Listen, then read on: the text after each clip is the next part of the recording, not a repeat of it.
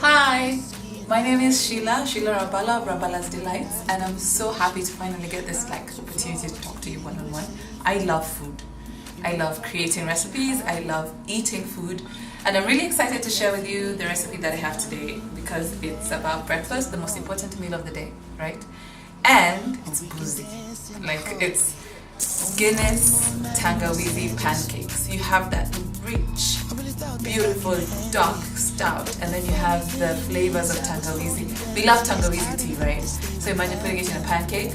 And no, it's not something that you can feed the entire family. That's the thing. Once you cook it down, it's just that rich, malty taste is what you're left with.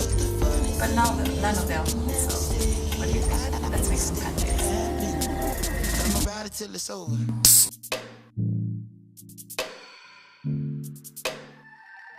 I'm about it till it's over.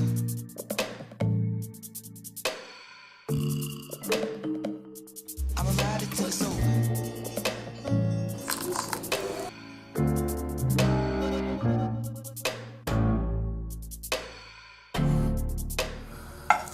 I'm about it till it's over.